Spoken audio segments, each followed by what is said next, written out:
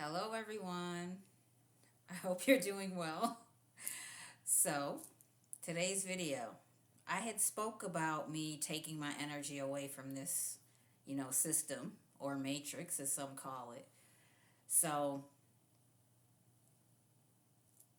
that's what I talked about last time, and also stop wanting, because when you want and you're constantly buying and putting your physical energy into work, and that money that you get for doing that goes back into feeding the system, the economy, the matrix, all of that. You're just keeping it alive, and they know that. So you are using your energy to keep the matrix alive in more ways than just one, okay? So,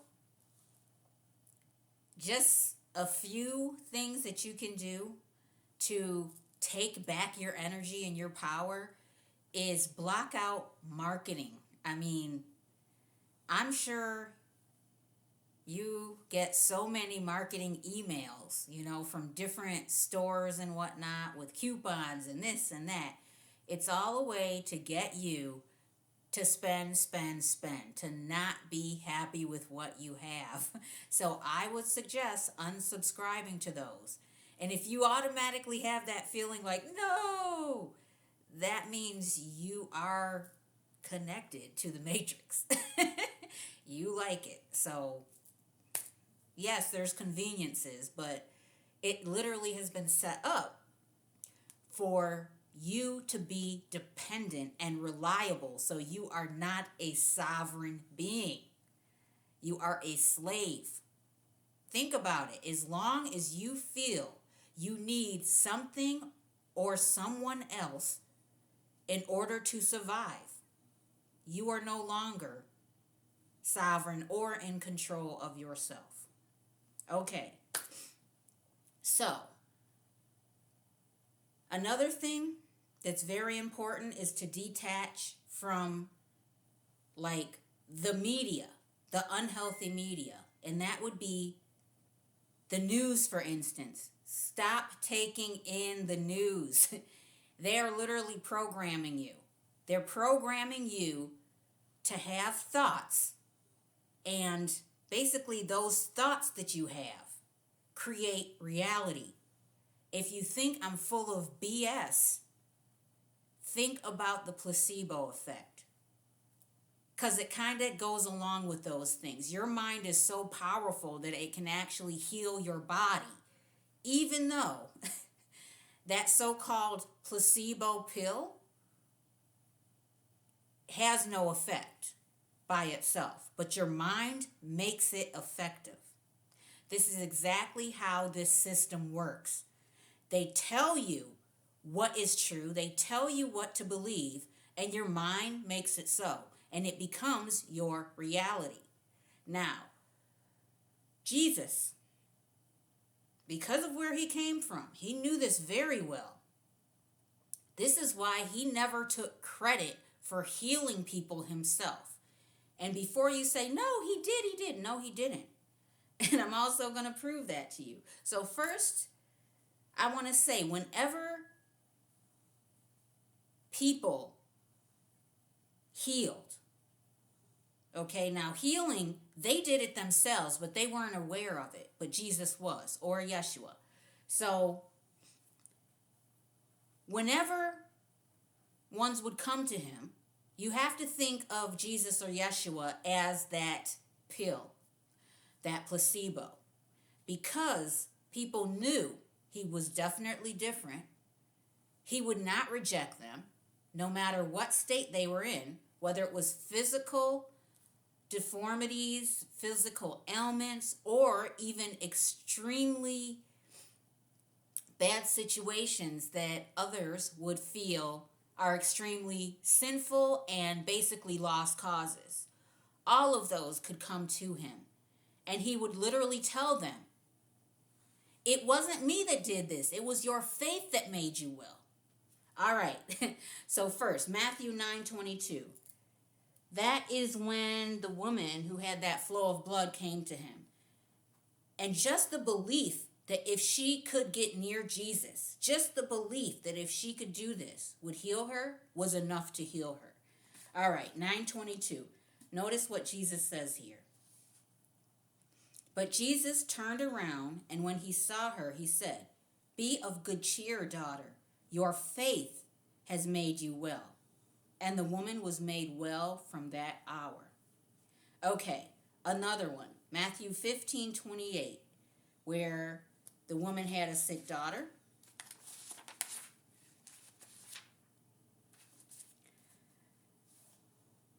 Okay. Then Jesus answered and said to her, "O woman, great is your faith. Let it be to you as you desire." And her daughter was healed from that very hour. Okay, Matthew 17:20.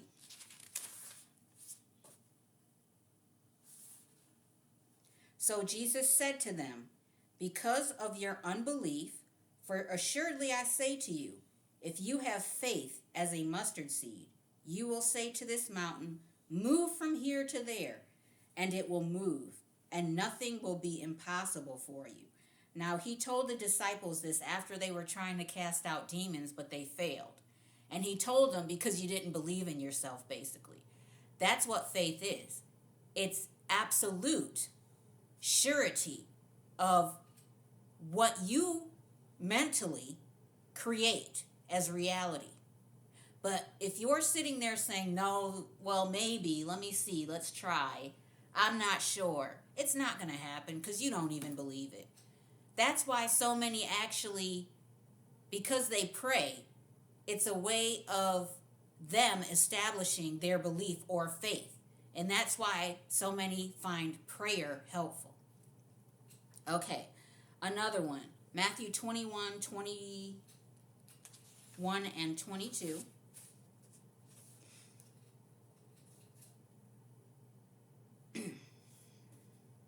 Trying not to use my glasses.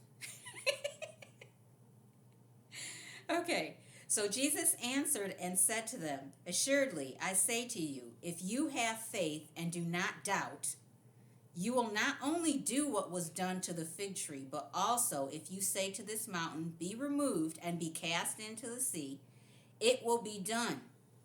And whatever things you ask in prayer, believing, you will receive."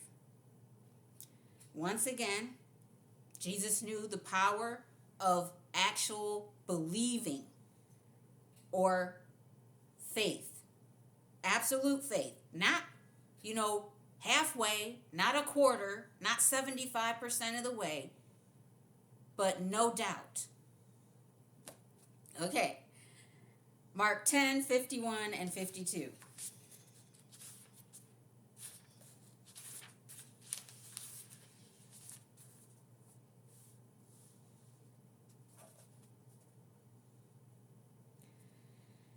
So Jesus answered and said to him, "What do you want me to do for you?" The blind man said to him, "Rabboni, that I may receive my sight." Then Jesus said to him, "Go your way, your faith has made you well." And immediately he received his sight and followed Jesus on the road. Luke 17:6.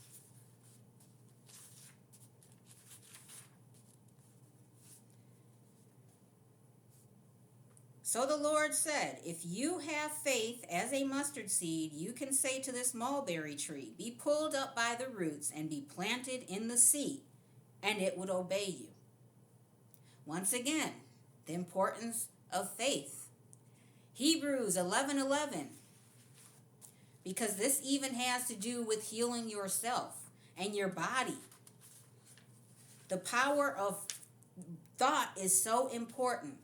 Hebrews 11:11. This is about Sarah conceiving, in her old age.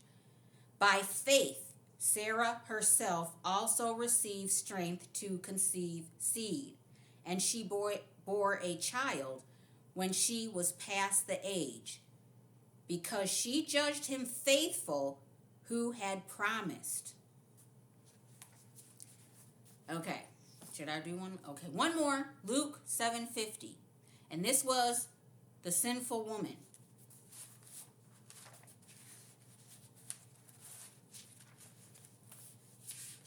actually, I don't need to read that one, but once again, Jesus said, that the woman's faith is actually what gave her true repentance and true forgiveness for all of the bad things, the sins, as these ones called it, that she had done. And she knew, she had faith that she could come to Jesus without being rejected, even though the very ones he was having a meal with said, "Do you know what type of woman is touching you?" She didn't have to worry about that because she knew Jesus would not judge her. And the mere fact that she had faith that he wouldn't, she could go in peace, knowing that everything she had done in the past was like water under a bridge, gone. That's it. Okay, so I wanted to read these scriptures and tell you because